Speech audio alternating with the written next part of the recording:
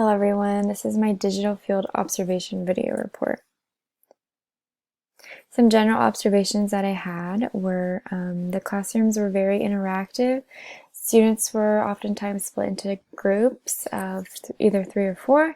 They were either began the lesson sitting on the floor or they were in tables.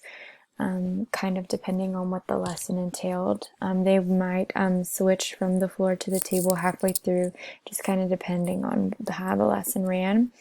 A lot of simulations were given to each of the students on the left with the Project Earth game video.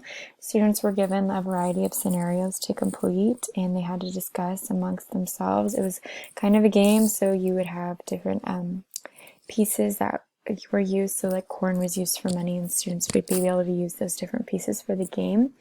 And on the right for the trigonometry and flight, students were asked to kind of create a graph on an airplane's flight.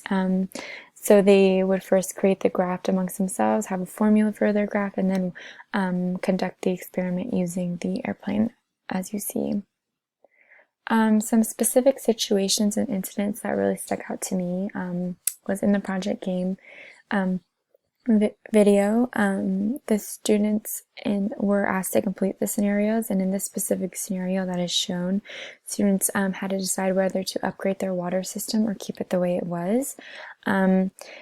Here you see the mayor and the politicians of the town, and this is right after they had listened to the opinions of their students on whether to upgrade or to keep the water the same. So here they are discussing kind of what the best what the best decision is for the town. So it's kind of cool to see them kind of have to have a real life and real world decision making process, and also kind of see what mayors and politicians kind of do in their day-to-day lives and how you have to listen to different opinions even if you don't necessarily agree with them. Some teacher and student behavior that I noticed were students was in the first video. They were a lot younger and they required a little bit more redirection. They were sat on the floor for the majority of the video. The teacher did have them move around a lot, so they would stand up and walk to the front of the class in order to give their opinions and come and sit back down. They were constantly kind of moving around. She kept their hands occupied with the game and having to count money and all this, so they were doing a lot of other things during their simulation.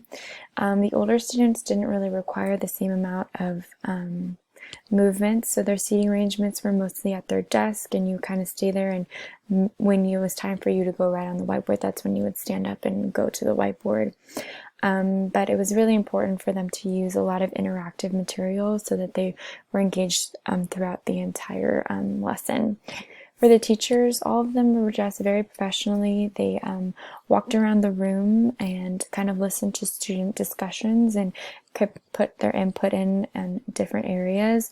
In these two videos specifically, they kind of served as more of a mediator rather than a teacher, so they were more hands-off, letting students kind of lead the discussion amongst themselves. And I thought it was really important that they allowed their students time to problem solve and discuss. So they were allowed to make mistakes and kind of discuss amongst their groups and kind of figure out the best way to move forward. And I think that was really important rather than rushing them or giving them the answer straight away. Some overall observations that I had was each classroom was very different and each teacher had a different teaching style. Some teachers would kind of step back and allow their students to lead the discussion, while other teachers kind of were hands-on and kept their lesson very structured and led the discussion to where they wanted it to go. I think ages played a big role in how the classroom ran. Younger kids, it was really important for them to be more hands-on, moving up and down from the desks to the floors, while older kids could sort of stay in their desks. The only time you would really see a different structured classroom is if you were in discussion groups and like in a fishbowl, so you'd have the two different circles of students. And each teacher had a different classroom management style. The younger kids should kind of wait for their students to kind of refocus and pay attention. The older kids didn't really need that much classroom management. They were all pretty, engaged within the topic the whole time. Some course content that I saw in the videos was the importance of using technology in the classroom. The second video had a simulation, so it was a lot easier for the students to use a computer program in order to kind of replicate what they were trying to do with the helicopter. In creating a classroom environment that allows all of their students to speak and voice their opinions.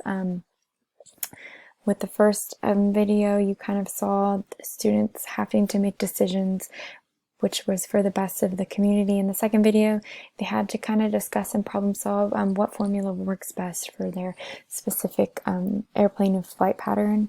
And it was important to connect your lessons back to the overall standards of each student and make sure that your students kind of understand the reasoning behind what they're doing at the end of the lesson. So you kind of want to tie it all back in at the end of the lesson. Each teacher kind of had their kind of closing statement that kind of summarized why this lesson was important. Students and communities, I think a lot of situations were created that involved real life and real life discussions.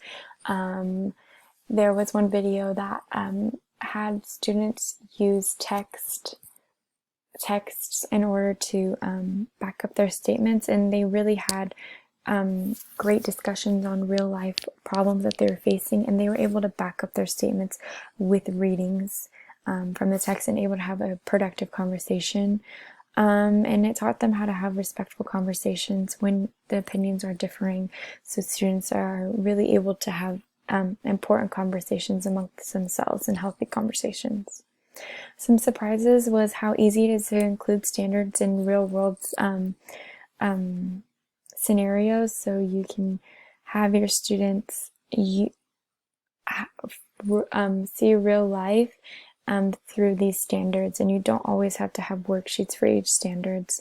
And I felt that students really do respond better to hands-on activities. It's more fun, it's more creative, and it kind of keeps them engaged longer. You can't always do it, but I think it's really good to have those hands-on activities.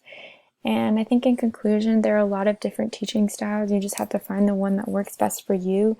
And it's very important to create a positive classroom culture for your students because it helps foster their independence and helps them feel comfortable to learn and express new ideas and opinions.